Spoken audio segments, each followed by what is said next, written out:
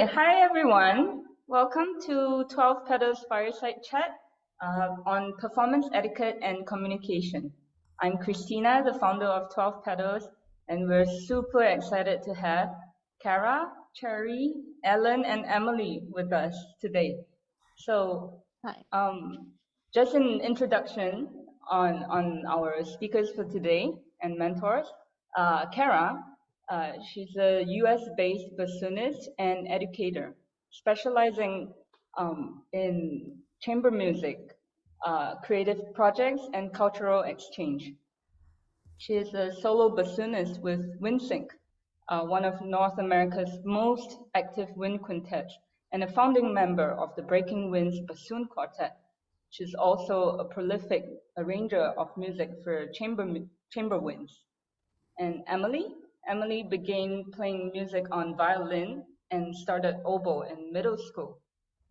She's currently the oboist in the internationally touring quintet WindSync.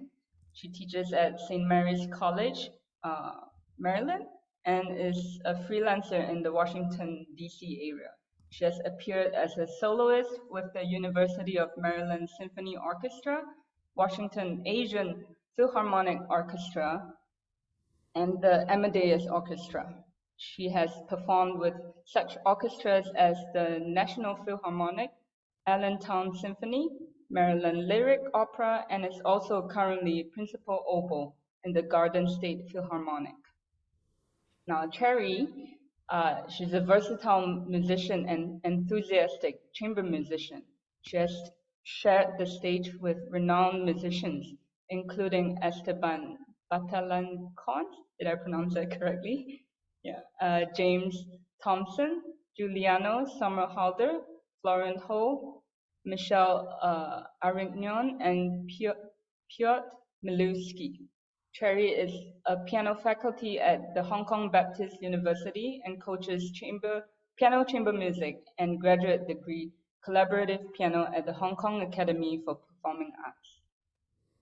And Ellen is a violinist known on the international stage as a soloist, chamber musician, and historical performance specialist. He made his solo debut with the Grammy Award-winning Baroque Orchestra, Apollo's Fire, at the Tanglewood and Ravinia Music Festivals in 2017, and currently serves as Artistic Leadership Fellow for the Ensemble, where he takes on soloist, concertmaster, and guest director roles. He's also founder and artistic director of Red Dot Baroque, Singapore's first professional period ensemble, and the ensemble in residence at the Yong Shu To Conservatory of Music. So welcome, you guys. So now I would like us to, just go back to our younger days, younger self, right? So anyone can take this and go ahead and start the ball rolling, yeah? When was the, I guess, moment and some experiences, whether it was positive or negative, that you've witnessed, with regards to performance etiquette, that really left an impression on you, and also that kind of shaped how the way you work and approach things. Maybe Cherry, you can start.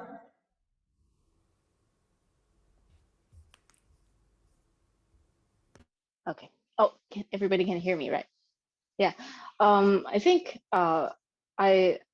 for chamber music, I always love it so much, and then I get to have the opportunity to learn from really good teacher when I was even like in the secondary school or high school.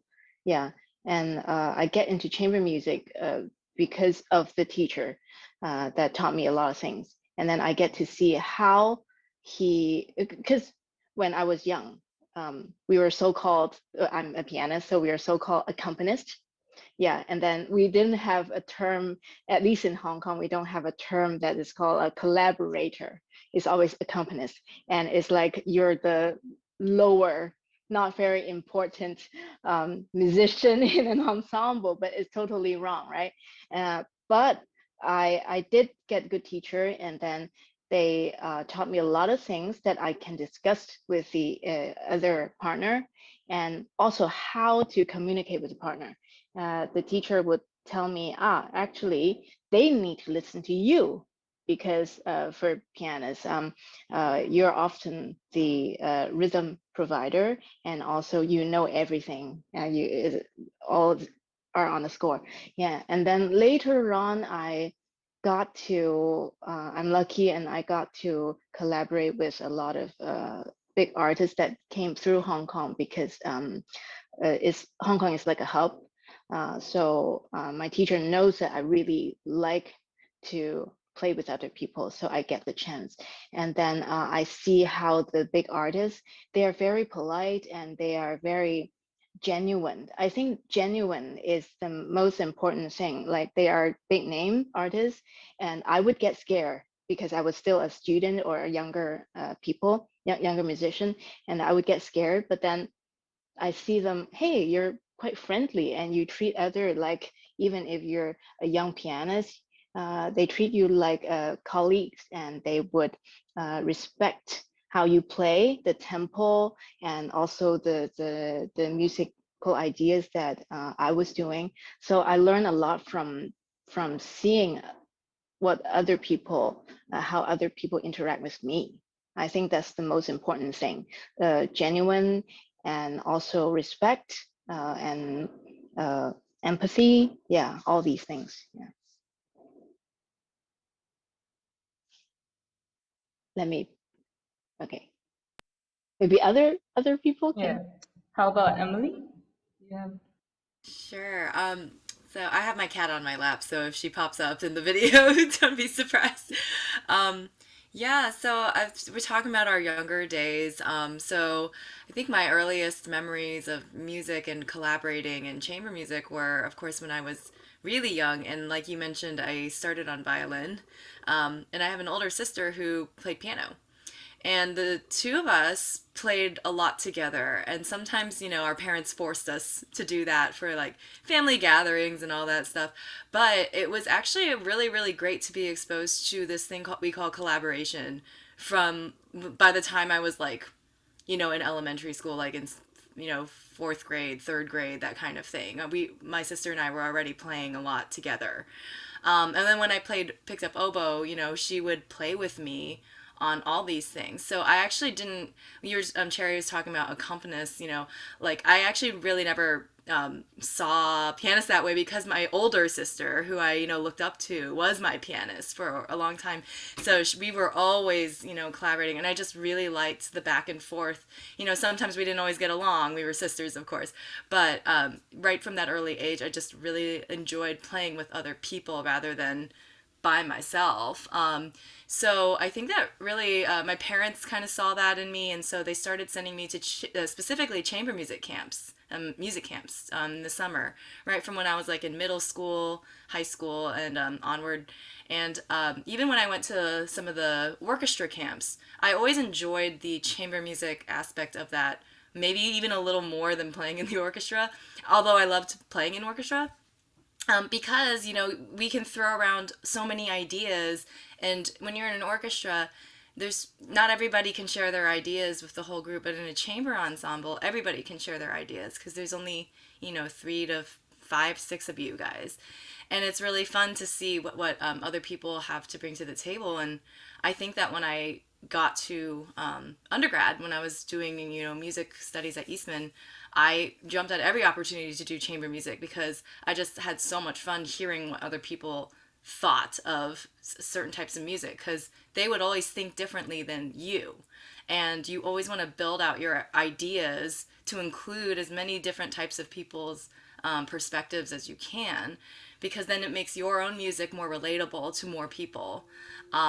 So I ended up doing a lot of chamber music at Eastman, and I actually was awarded the Chamber Music Award upon graduation because I did so much chamber music. And because I was like so involved in so many other people's recitals and stuff, for my recital I actually got a 40-piece orchestra to play with me on my senior recital. So because I just loved collaborating with people, and it was just a lot of fun. I think chamber music is all about having fun, and just talking things through, even when there are disagreements. I think that's whenever you find, okay, maybe this isn't my way, is not necessarily the correct. There is no correct way, so let's try it multiple ways, and music can come alive in different ways, and it makes it more human for sure. Yeah, there's something about like the like sharing aspect of chamber music. There's like a certain like generosity actually to offering your viewpoints and like letting it become part of the discussion that for me as a bassoonist, it took me a while to come around to because I mean, my early training was piano, but that was always like a solo thing for me. And then like playing bassoon, my role was always to kind of just sit in the ensemble and kind of hide almost. And so like the leadership aspect of collaborating was something in my younger years that took some time to come around to.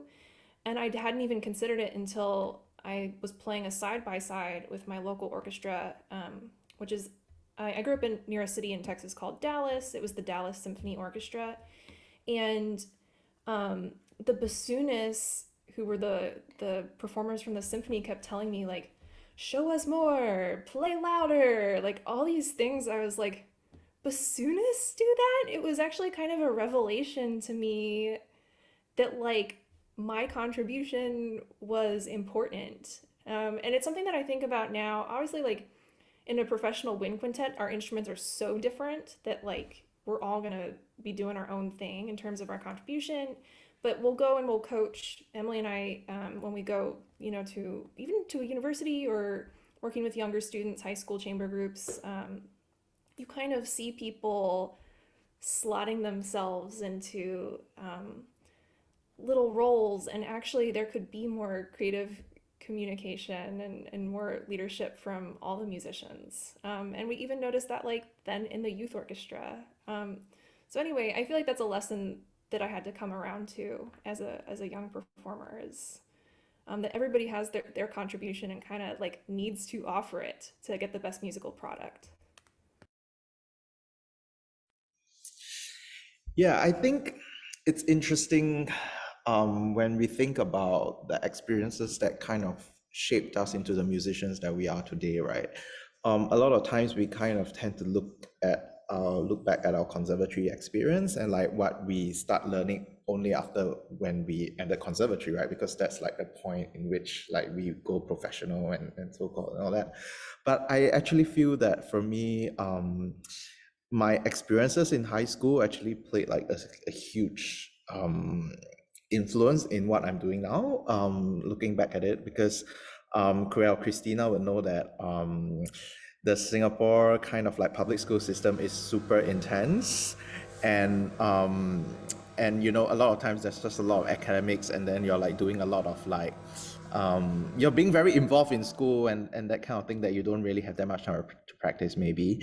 But I think when I was in high school, I was very involved with my school string orchestra, which of course, was like a fun thing, and like it's things that people do after like, after school and that kind of thing. But I took on quite a lot of, well, firstly, I played my first ever string quartet when I was there, which and I was leading my orchestra, my first orchestra experience, my first experience leading an orchestra was there, and it was in an environment of fun. It was in an environment of where all my best friends were. It was a time of the week where we all look forward to all the time, and basically even after rehearsals end, we might still like be reading music or like just hanging out or going out for dinner and that kind of thing. And so I just like super enjoyed this kind of camaraderie that the whole ensemble shared. And as it went on, I started taking a bit more like leadership responsibilities with the group. So and so like I became the person that kind of like organized activities for my juniors, got people together and that kind of thing. And so yeah, that was something that I really enjoyed. And then after that, I left somewhat early to go into conservatory, and then it was a very different environment there, right? Everyone was just we had to, I don't know, at least for violinists, really, it's just like a lot of practicing and like playing your scales and your Paganini and being really good at your solo playing and that kind of thing. And of course, for me, at some point, becoming a really good solo player was something that I aspired to be.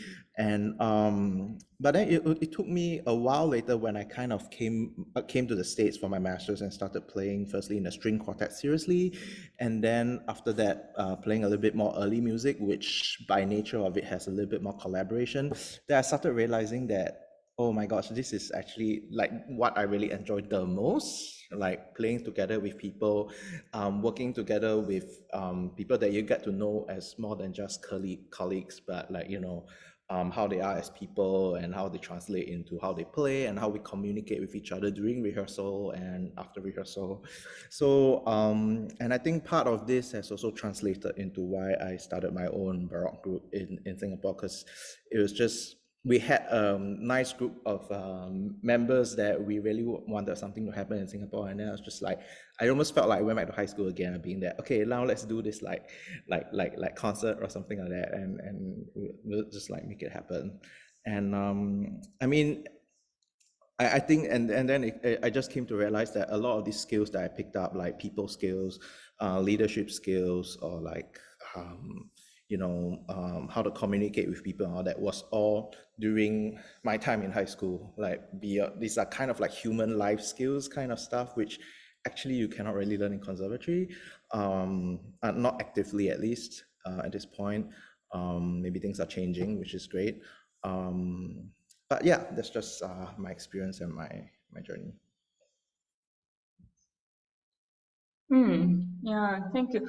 So I think what you guys mentioned, like it seems like the most unifying thing for you guys is the enjoyment, the fun of like just working with people, being around people, and like, you know, uh, plowing through all the differences and stuff. So that part is something that, it's kind of intuitive, and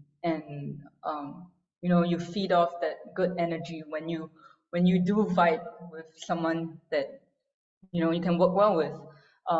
I think all of this boils down to communication, like how do we communicate? And I guess for uh, not just the younger generation, or even for all of us, it's still a work in progress. Um, when you guys do chamber music, either with a long-term group or one-off project, how do you navigate through those differences? Like, what are there any, I guess, tools or reminders that um, you can share, or any stories, that something went really wrong, or because I think the question I'm curious about is, because we always want to emphasize the having equal voices, having everyone being heard. But is that really, really possible? Because, someone has to take lead, and something has to go in the back end. Yeah. So how do you guys navigate that in your career? Yeah, for me, I've worked with many different kind of instrumentalists and instrumentation, and I think when we are in a group, let's say a quintet, whether it's woodwind quintet, piano quintet, or any other trios or anything, everybody needs to know their role, their lines in that particular piece of music. So every situation is different, and some of us need to know that what you're providing in your line, is it like an underlying thing, or harmonies and all these things. But mainly we also need to know what's going on in other people's parts. So first understand the music. Yeah, and then I do have a really funny experience to share. I hope those people are not in this room, but I'm not gonna name names. Yeah, but so a couple years ago, I was in this. We would play this faculty concert, and we were playing Schubert Trout Quintet, and then the the violinist and the violist weren't in good terms at all. So the violinist, that particular one tends to be really enjoying himself, yeah, in playing everything, taking time and really doing his own thing.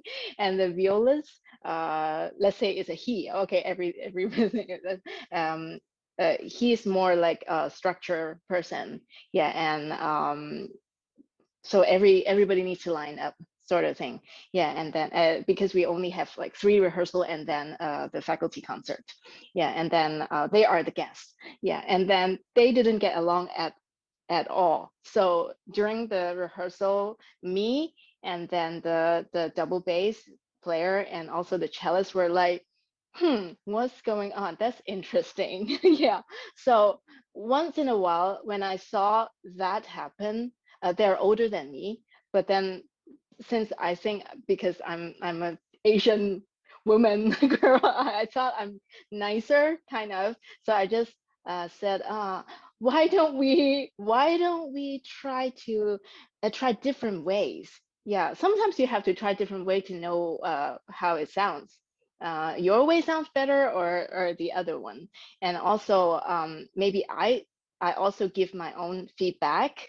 Yeah, oh, maybe here I think it's better that we line up because performance is in 2 days, and I think better lineup. And then if we want to add more personal taste to it, taking time, then maybe later we can do that. So try to find some wording that makes other people feel better. So it's like we really have to think. We cannot be mean or something. It doesn't go anywhere. It cannot go anywhere. Yeah, that's one of the really interesting thing, because I got frustrated as well. Yeah, but seeing them arguing is quite interesting. Yeah, yeah. I think we can learn. The students can learn from watching other people play and other people rehearse as well. Sometimes we have this open rehearsal. Yeah, we do open rehearsal kind of projects, and I think it really helps. Yeah. Yeah, I think this thing about trying out ideas before you discuss too much or fight too much about it is a great idea. Because sometimes, yeah, people tend to like argue about things in the abstract, right? But no, I feel like it should be this, I feel because this, because that. But sometimes all you have to do is to like, we should just try it. Like everyone's viewpoint or comment is like valid. Let's just try it and see what we decide on as a group. And sometimes I surprise myself. Sometimes like ideas that I thought were like in my head, I'd be like, no. But like after I try it out, I'd be like, it works. Why not? You know? So yeah, and then this way, I think people feel like everybody in your group will feel like they're appreciated as well. Like you're not just kind of like dissing their interpretation or something just because it doesn't line up with yours or whatever. So I do like that that strategy. Just to jump on that. Yeah. Yeah, actually, this is so funny. There's a couple of books that I read a few years ago because I had friends who were going to business school, but it kind of blew my mind that they applied so much to music. And one was called Getting to Yes, and it's about how to do negotiation. And it's like, it's exactly this. The book suggests that you generate options. Like if there's a disagreement, go ahead and come up with more options even than what's being discussed, um, because there's always emotions tied up with the initial suggestions, and people get attached to their idea that came from them because it feels so personal or linked to some part of their identity or something. But if you can like, yeah, expand the world, then you can start thinking about like objective reasons why, the the more like structured interpretation could be better, or you know, the more loose interpretation, whatever. And it really helps, I think, when picking, yeah, specifically musical interpretations, but also like things as silly as like, what's the title of this program, or you know, just other things about your musical life. Yeah, and I'll just jump in here at the end and say, when you were talking about the differences that you see when you're playing with some people, like short term, like for a festival or something, versus your group that you play with all the time, definitely some differences. And I really liked what Cherry said, like if you have to play a concert in like 3 days and you are only, this is the first time, like, you know, WindSync does several festivals throughout the year where we don't just play with each other, we play with other musicians, which is always fun for us because, you know, sometimes we need to branch out and play with some string players and play with some pianists. But when that happens, it's a lot of just like the structure, right? You focus more on that. You focus more on like, we gotta, you know, play this piece together. And how do we do that in such a short amount of time? And so then once we get that baseline structure, then like maybe the dress rehearsal, we can start being a little bit more free because then everybody knows, you know, that, oh, we can rely on each other for the structure. Now, when you're doing a long-term group, like WindSync has been around for now 11 seasons, I think. I don't know. But anyway, a long time. So we get into this groove, you know, where we have, you know, we've rehearsed it a lot. And not only that, we've performed our pieces a lot. And we also memorize everything, or most everything we perform. So we know a lot about what the other people are, like all their parts, you know, everything that we need to know about other people's parts we know. So it's, you can take a lot more liberties in a performance sometimes. Like for instance, our flute player likes to kind of throw little ditties in there sometimes in performance, and sometimes I echo him, and we know the music well enough, we've played it so many times that I can kind of, you know, like bounce off of whatever he decides to throw at me. And so that's kind of in the long term, the way that we approach playing together and rehearsing together, because when you know the music so well and you know your colleagues so well, you can do that. There's also a funny story, like just like knowing each other's parts so well, like I guess it's not that funny, but our clarinetist on one tour threw out his back, or had problems with his back, so he actually had to leave mid-tour. And so we didn't have enough time to get a sub. So the four of us just kind of divvied up the clarinet part, and we just played a concert without the clarinetist because we just knew each other's parts so well. And that is something you can only do with, if you're in a long, you know, playing with the group long term. It's not something you can do whenever you're just like, okay, we're gonna play a concert in 3 days and we've just met each other, you know.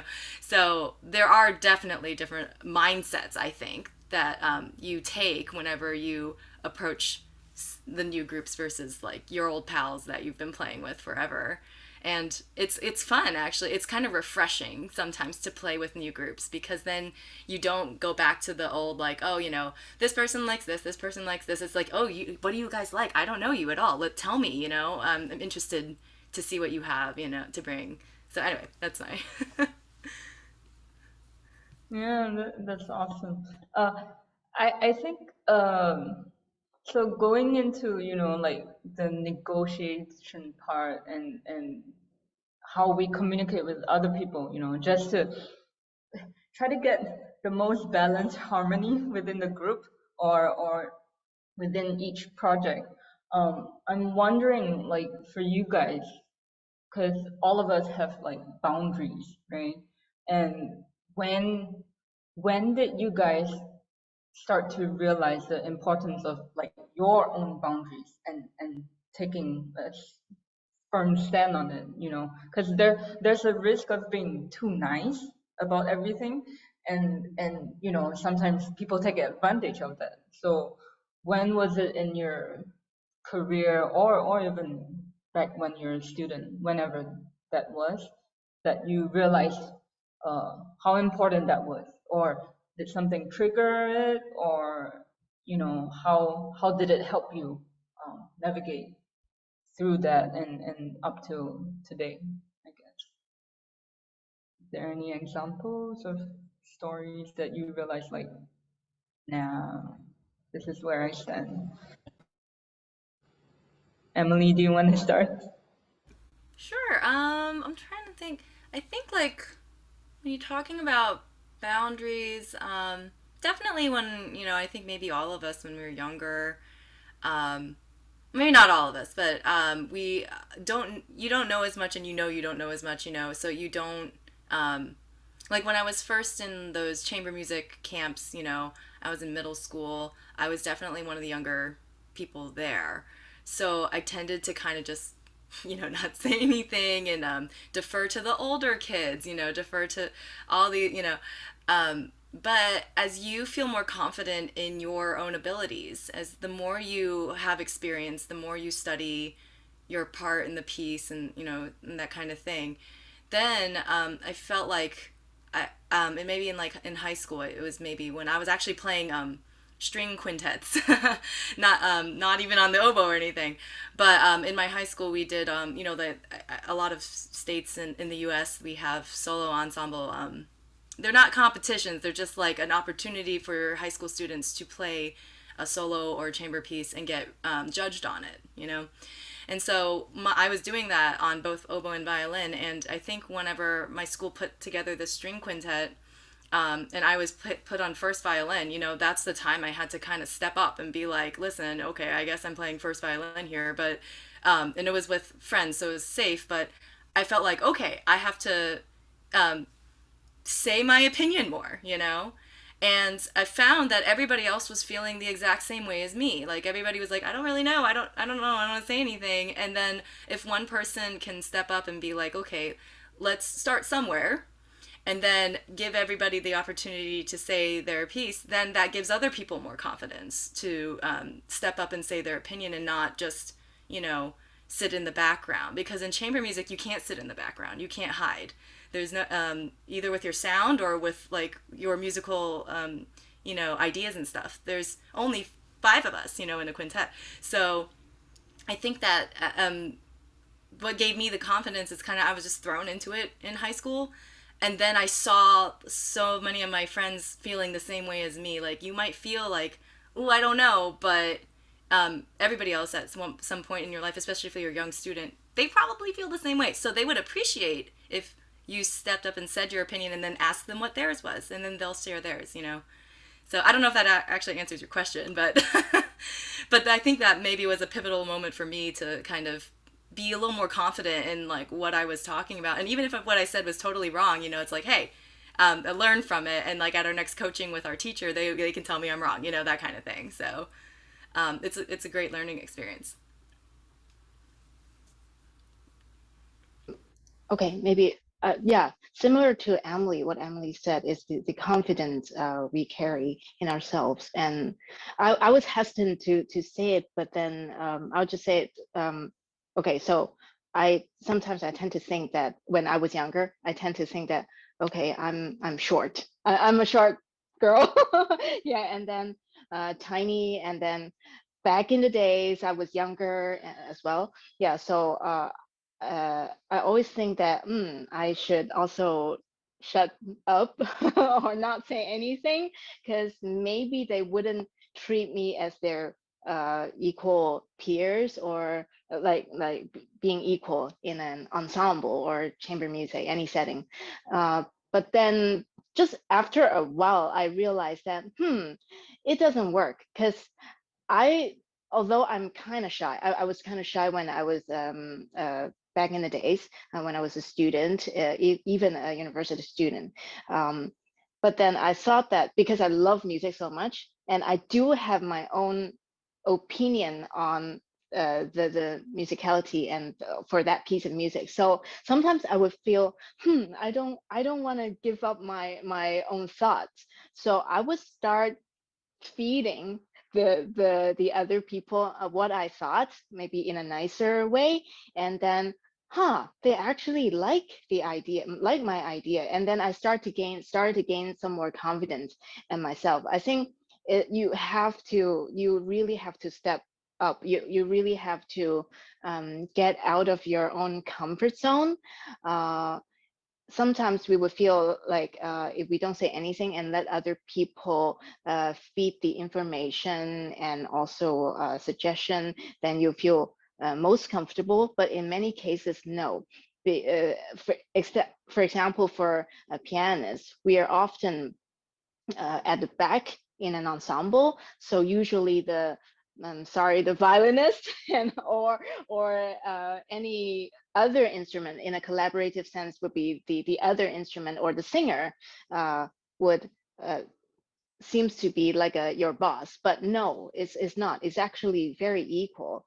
And then as long as you believe that, for any pianists out there, you go ahead and voice your opinions. You really don't be afraid, because I was teaching collaborative and chamber music to the younger students in a college, college level, and then oftentimes they are very, very timid, very shy, and they wanted to just follow the other person instead of play together with the other person. Even in any form of like saxophone quintet or quartet, or anyone, even like if they're in the inner line, they have a say. Yeah, so everybody is kind of equal. It's just a different role.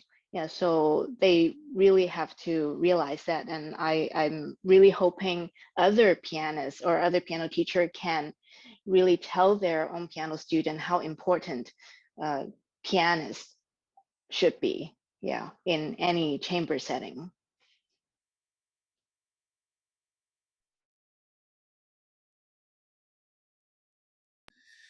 Yeah, I think in any group, it's always about a balance, right? It's a balance between different personalities, and by personalities, like kind of like musical personalities. Sometimes people in real life are like super shy, but when it comes to music, they have like very strong opinions, and they want things to happen and stuff. So in musical personalities, I feel like, yeah, there has to be, I think, a balance in the group, and I think everyone will should be aware kind of like where he or she kind of stands with regards to that, with regards to that balance. um and for me, I think, being it's funny because recently I heard someone in an interview with a prominent conductor of like period ensemble here in the States. Um, um, he or she said, like, oh yeah, the musicians in the group are all have really great ideas, and they love to talk about it, but sometimes they talk about it too much, and then and then it wastes a lot of time or something, which is kind of, there is like some truth to that, because in the professional, time is money, right? You have like this number of rehearsals, you have to, then you do the concerts, and then I kind of know who are the personalities that he or she is talking about, and yeah, they can kind of like go on, and sometimes you're wondering when it's going to end, or sometimes it's like really out of point or something. So like you need someone to like kind of like bring everyone back to focus. I'll be like, okay, like, we are, this is our goal, let's just, or like kind of speed things up or keep things in check, right? So I think there has, and for me, I think, working with my ensemble in Singapore, I kind of see my role as kind of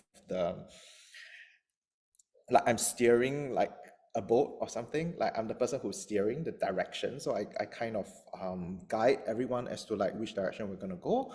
But I listen to like anyone on board could like tell me that, okay, I think we should like go a little bit here or there, and then I'll listen, and I will we can discuss, but ultimately I'll be the one that is like steering the boat, because you do need one person to, I think, kind of bring everything together. And um in the ideal scenario, everybody in the boat trusts that this captain will ultimately make the best choice, and they are not afraid to contribute as well. And I think one way in which you as a captain can make everybody feel comfortable with that is that, with quieter members in the group, I always tend to like to ask them, like, if a whole rehearsal can pass and we don't hear them say anything, and be like, so what do you think about this? And or like we've tried out a certain way and be like, hey, what do you think? Yeah. And or like sometimes we vote or something and like discuss about it. So I just want to make sure that they feel like their voice can be heard as well. And sometimes maybe they'll be like, oh, I don't really have a strong feeling about this, but that's fine, but at least we kind of like check in, and I let them know that, their opinion is also very much valued. And even though I'm the person steering the boat, I very much want to know what everybody else things about it as well. So yeah, I think there's a very fine balance, I think, between, and every group finds their own balance. But I think after a while, for groups that have been playing together for a long time, I think everybody kind of knows where they stand in terms of their musical personality, and there's a very subtle kind of interchange between like leadership and like following, but at the same time the leader also listens to the followers and the followers give input to the leader, and so it's like kind of both ways. Yeah. Yeah, Alan, you're inspiring so many ideas for me actually, like talking about checking in and you used the most important word, listen, and that's probably like kind of the overarching theme for today is listening. But checking in is also about something that's really important, which is asking questions, because when you play collaboratively with another musician, it's easy to make the assumption about their intentions or their beliefs based on what you feel and your own personal beliefs. And I was just thinking, because when Christina asked about boundaries, a common example for like a bassoonist that comes up is where the bassoon part is rarely the most important voice, but when it is, it's like I'm so sensitive to people stepping on my interpretation, and it's like, how do they not know? It's the bassoon moment. I've been waiting for an hour for this. Um, but it's as simple as just asking. Maybe my colleague actually thinks that their part is more important than mine, or maybe it's something that needs to be more collaborative, and then we can come to like a more beautiful interpretation from there. And that's just by, instead of me getting upset, me coming curiously to my colleagues and seeing like why I'm experiencing what I am. So yeah. Thank you guys for that. So I think what we've covered, so far is all about the inner workings that you guys have, navigate through all these years, through all different projects and stuff. About Emily, I think you mentioned, I think a key word is like when you feel safe enough to break out of and feel the confidence, you have to feel safe to do that. But I think a lot of the younger generations or all of us, when we fear something, we just kind of shut down, and then stop listening. We stop, asking questions and all these things that are really the glue to, the communication. And also, it forms a huge part of our work ethics, right? And how we perform, how we present ourselves. I think the other difficulty is because we're comfortable in this like music zone, right? Music making, that's where we I guess really flourish. But there's another aspect, where you guys have to interact with people who are not in the music scene, like for example, potential donors or sponsors, supporters, anyone like that. How do you apply those type of skill sets that you have, to to when you're facing other people who might not understand those nuance as well, but also trying to achieve a goal, getting sponsorships and stuff. Because I think you guys have a lot of experience in that, and it'll be really helpful, for more people to understand how you navigate that. What's funny is Emily has taught me um, some things Oh about no, I how know what to you're gonna say. well, go ahead, Emily. Well, so what Kara is referring to is, so yeah, when you're talking with people not in the music field, like that is incredibly important because we need to always, express how music affects them, how music affects the world, that kind of thing. But also, they're people, and oftentimes whenever we're at a donor event or something, we're going to a dinner after a show with donors and stuff like that. It's really, they love getting to know about you. So they're asking lots of questions, but the real key is that you should also be asking them a lot of questions too, because everybody likes to talk about themselves. So I think that one thing is that, like, getting to know more about them and like what they do, like, and how they are connected to the arts, why are they interested in the arts, learning about their backstory, that kind of thing. It relates you on that human level. And that's what the arts are all about. It's about bringing people together that would maybe not have otherwise been brought together. And so you don't just want to be like, well, music this, music that, because if they're not in music, they don't necessarily understand or want to understand like the intricate inner workings of it. But they do want to know about you as a person. And if you, and for me, and I know Kara too, when we're on tour, we are interested in them as people.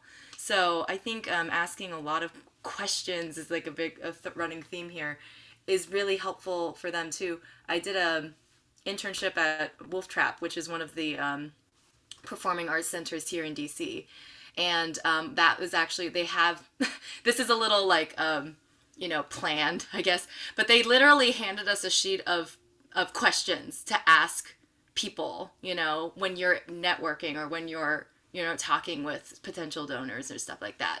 And there are literally things like, oh,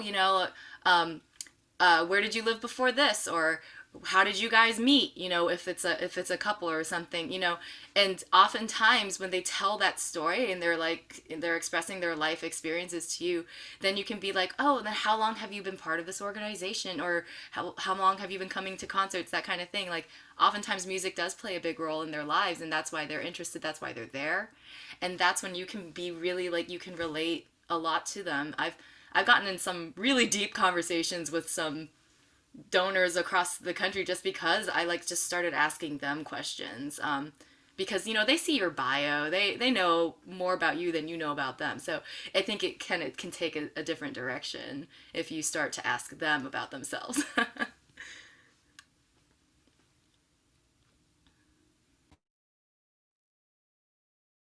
So, Claudia, you have a question? Would you like to unmute? Yeah. Sure. Yeah, thanks for doing this. And sorry that I came in late, so I'm not sure if you guys have spoken about this. But I'm at a music school right now in Singapore. We just had a composition showcase. And I was kind of speaking with a few friends. I was wondering if you could speak more about your experience working with composers and new pieces, your process of rehearsing and learning a piece, and how much you do that in conjunction with the composer, having them rehearse you versus with your own group, and kind of learning and interpreting the piece kind of without a composer first, and then kind of working with them as you put the piece together. Claudia, can I ask, are you coming from a performer's perspective or a composer's perspective? Actually, kind of neither. I'm a researcher, kind of doing comparative music ed, but so kind of between the two, I would say. Okay, yeah, this is fresh on my mind because WindSync has a premiere next week, and we just got the piece yesterday, hopefully in its final draft. So I'll say, like, this is the fourth draft that we expect to be the final one, and our big preference in WindSync is for an engagement with a composer to be a collaboration.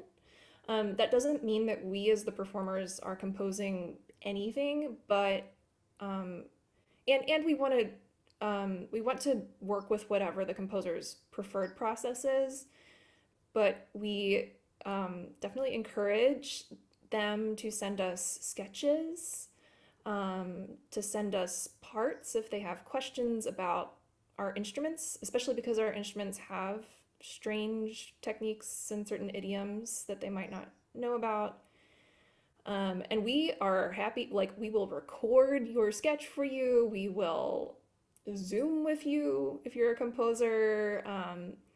whatever it takes to like make it feel like um, the ensemble and the composer are equal stakeholders, um, because and it works both way. It works both ways. Where like we want to be able to tell the whole world about this incredible composer, but we also want the composer to be sharing this work and to be submitting it to their publisher and proudly submitting it. Actually, we even had a piece ultimately that was composed in this collaborative way, that was like nominated for a Pulitzer. It wasn't ultimately selected, so I guess I won't share details about what it was, but it's like, yeah, now like we're all like really proud of this piece because of the way it happened. Um, the awkward thing is when, when you're the performer and the piece isn't complete yet, like what if there's something that you actually like don't love about it, right? Um, and in that case, like, some composers are they will, I mean, talking about boundaries, like we've had composers who are like, just so you know, like it's gonna be this way. And then we as performers need to come up with like, okay, what's our interpretation that makes this feel good? But other composers are like, oh wow, interesting idea. Like send me an email and tell me more. Um, so yeah, my feeling is that open communication results in the best work because you want everybody to get excited, including like the audiences and the performers. Yeah, I think I totally agree with that. I think bringing that to our theme about communication as well, I think for a new music performance and a collaboration to be like ultimately successful, I think has a lot to do with the attitudes as well of like both the performers and the composer. And so you know the at least for me, like there are so many times where we get in rehearsal and we're just like, oh my gosh, what is Beethoven thinking when he's like writing this, or like putting in his marking and that kind of thing. When you're in new music, you can get to ask the composer all the questions you have, and so that's usually what I do. Like like I try to like even go beyond the page, like kind of find out like what is the what made the composer write in this or that way, what is the inspiration behind it, all the little stories I really want to know. And I think all that will help me kind of express the music more, because really as performers we are kind of like the vessel and the agent for like the music to come alive, right? And I think when I have this mind, like a more open mindset to like kind of understand whatever the composer is writing, even if I might not love it at first, but like if sometimes after getting to know more about why the composer wrote something this or that way, um, um, you start to gain a little bit more perspective, and you can start to make it your own more and kind of sell it to the audience better as well. So I think as a performer, like keeping an open mind is very important, because there are just so many, like sometimes you just there tends to be sometimes like performers that are just like, oh, this composer doesn't know like what he or she is doing, or like, this is like so difficult. Why is it like that? And that kind of that. And then there's often the times which is like a little bit like, like there are some possibilities which you might not be realizing just because you're like not opening your mind up to possibilities. And also on the other end, I think it's nice when the composer also tries to kind of make them like be more, but be really involved in the process of making the music happen as well. If there's something that the performers feel or that could be better, or like could be revoiced or written in a different way, if he or she is willing to kind of also listen and kind of improve the whole experience of the collaboration, I think that's great as well. And I think some of my best new music experiences have been with some of my closest friends as well, just because we have this very open and honest communications, which we already had anyway. And so yeah, if you're a good friend of mine and you're a composer, most likely we would have worked together before, because we already have that kind of communication. Yeah.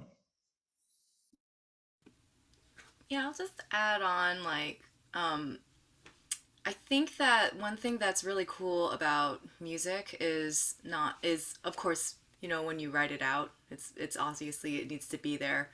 But when what Alan was saying, like you interpret it as a musician. And the reason why we don't have just one solo violinist, playing everything, or one orchestra playing everything, is because they interpret it differently. And you want to hear so-and-so's interpretation of this, or so-and-so's interpretation of this. And one thing I really appreciate about when we work with living composers is that they buy into that idea that their music can be interpreted. Just like we would interpret Beethoven, And so one thing I think that is a little bit of a stumbling block for modern or living composers now is that they're so particular about how exactly they want everything that it's hard for musicians to interpret it. Because and I'm not saying like all of them are like this, but some of them, maybe it's because we have the technology and the music writing software and they listen to the MIDI or whatever, and they're like, oh yeah, I want it that way. And if they don't hear it that way live, they're like, no. But I think it's really cool when you collaborate with a composer who's just like, yeah, I like what you did there. It's not even written on the page. Like, but the old music, like Mozart and whatever, they didn't write anything. It's all up to the musicians to interpret it. And that's why it's so fun to hear the same piece performed by different people. So I really do appreciate when WindSync, works with a composer that's just open to like how we would put our own spin on things, because WindSync does put our own spin on things quite a bit. But it's all like for the greater good, and like we want this piece to succeed, you want this piece to succeed, and another group will play it differently and it'll be just as cool, So I would say for composers, don't be so married to all of your little markings in there. Like, let the musician interpret themselves, and then be open-minded as well, just being like, oh, this is, and then as your piece goes out into the world, you're going to hear so many different versions of it. And that's when you know that your piece has actually I forgot the phrase, but like it comes in on its own, or it's come of age, I guess. So. It's so exciting when our commissions get played by other groups. Yeah, I think that should be everyone's goal, multiple performances of a piece.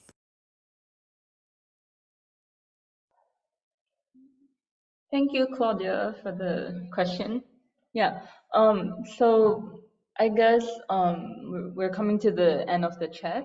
I think what is, really precious, I guess, is you guys have, developed this not even persona, but it's just how you are as a human, right? How you work through problems, how you deal with issues, tensions, and all of this. And it seems to me like you guys really have a very strong, like, empathetic worldview. Like, because if you don't have that empathy, how do you even, be in a leadership role, or how do you even be a follower, right? To um, communicate with other people. And I was wondering, like, for you guys, was there an advice that you heard from someone, or your mentor, or anyone that was really, important for you, that you still, it's like your value system almost, that's helping you to navigate through all this? Because I think it's important for, the younger generations to understand the music making, when we work on our careers and stuff. That's super important, right? And we love, or sometimes don't love, what we do. But how can those skill sets and values that you learn apply to our own, like, personal life as well, that can help us sustain and just keep it going, you know. For me, I think I'll maybe I can't right now. I cannot think of any like mentor words or phrase, but like recent years, I have taught some students, and I thought the most important thing message I want to give them is be grateful. Like be grateful to many parties, many people in your life.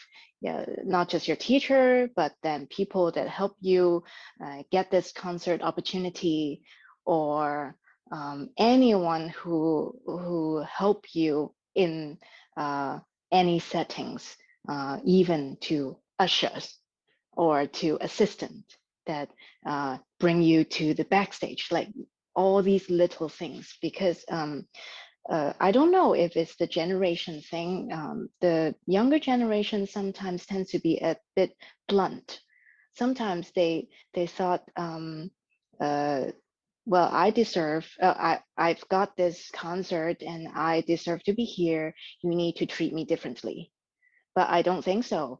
Like you are just a performer. You are a performer, but then you also should treat other people well, and you have to be grateful. And if you're working with other people, you are not higher than them, the other people. So you need to be grateful, and also maybe try to also find more vocabulary to communicate with other people. So in Hong Kong, it's not English speaking, but then still every language have their own vocabulary, like very rich vocabulary. Things are not just like black and white or happy and sad or anything. There are so many different vocabularies you can use. Like you can be more imaginative and also creative when you communicate with your colleagues on music, and also how you phrase your opinions. I think for these things, the younger generation can explore more. That's what I find in my world, at least. But mainly be grateful. Yeah.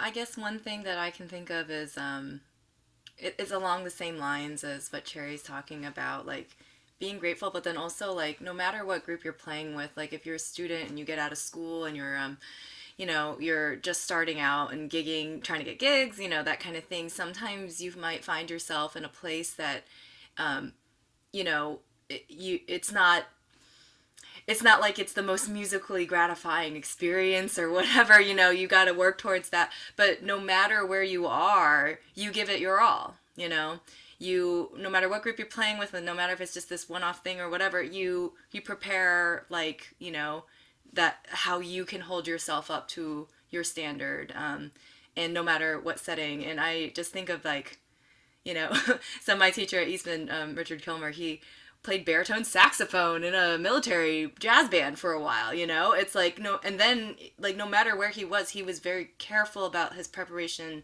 and how he showed himself as a musician no matter where he was.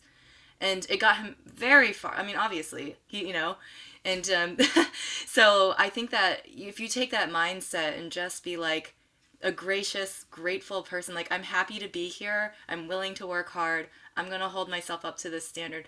Never think like you're above this, because again, music is all about bringing people together from different parts of the world, different levels, different experiences. So as long as you can hold yourself to that standard and give it your all no matter what, I think that you're going to be a lot more successful and a lot happier with yourself. And other people will remember that and be like, oh, you're an enthusiastic, really high level, player or whatever. I want to play with you again, that kind of thing. You want to be remembered as that person and not the person who is like, oh, they thought they were too good for this gig or whatever. You don't want to be remembered like that. So, always give it your best. I carry two teachings with me. One is there's a speaker on music and a teacher in New York named Eric Booth, and he has a lot to say on the concept of teaching artistry. So not necessarily just teaching music, but being an artist who is a teacher of music. And he says, what you teach is who you are. And I always think that not just when teaching music, but also with my own musicianship is that, yes, on the surface, we're communicating about a piece of music, we're creating this product together, we're learning together, but what's actually happening is the exchange of us and our humanity and who we are, our essence. So I always try to be mindful of that. And then the other teaching that really struck me actually was not supposed to be a lesson, but I was in studio class, about 15 bassoonists in grad school, and people were tired, it was late, and everyone was acting up, and class was getting started, and our teacher said, "Does anybody have any questions?" And everybody just kind of dead-eyed him.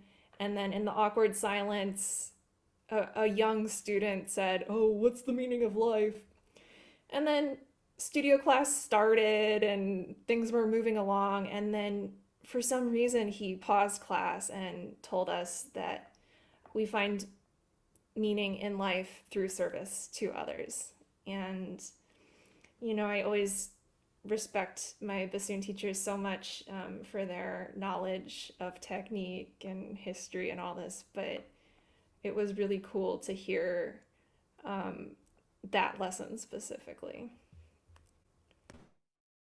Yeah, and I think you brought up another keyword as well. I think besides empathy, which Christina mentioned, I think respect is also quite key to me, at least. I think kind of respecting every person that you work with as having an equally valid musical voice. And in the professional world, like we are all like professional musicians, like yeah. One teaching that kind of I have taken with me, and it's kind of related to rehearsal technique, but also with regards to respect, is a teaching by Gwyn Roberts at Peabody Conservatory. She was a recorder teacher, but she's also the founder of the Tempesta di Mare, which is Philadelphia's Baroque orchestra. And one thing she said always in the chamber group is that when you first get together and read through a piece together, after the first reading, don't kind of jump into like making comments or like anything yet. Just like play through a piece again once time through, and 50% of the problems that appear in the first reading will automatically be gone, because everybody is a professional musician. Everyone they're listening, and we are making changes ourselves to like kind of fit, to kind of make it better. And after 2 times, if the problem still persists, then those are the problems that we should work on in rehearsal. And I think this, it really saves a lot of rehearsal time, but also it's this idea of respect as well. I think like you kind of trust and respect that your fellow colleagues, like, okay, like if there were some slips here and there, they were out of time here, they were rushing here and that kind of thing. It's the first time reading through a piece, like everyone is like, doing this for the first time. But if a lot of times, if we're like so fast to kind of right after the first run through, be like, hey, at this part we're not really together. Like, what's the problem here? That it's like, you're like, kind of, kind of sometimes people might take it personally. Also, it'll be like maybe after the first run through, they already kind of felt bad about it, and then you're picking them out for it.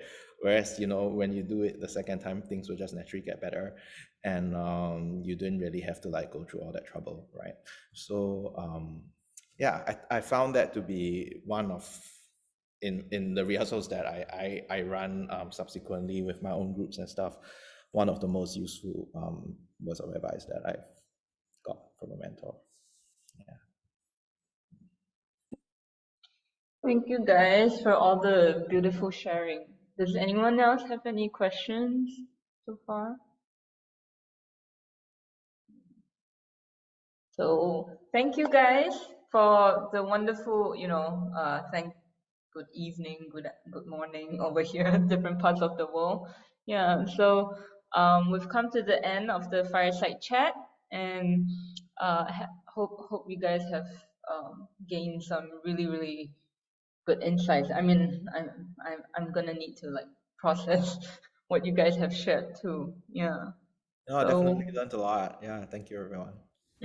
thank you, thank you. Thank you, So, Christina, for having us. This is wonderful. yeah, this is Yeah, fun. Very fun. thank you. Amazing. Yeah. Thank you. So see you guys soon. See you. Bye. Bye. Good night. Hi, Good good night. night. Good night. Good night. Good Bye. night.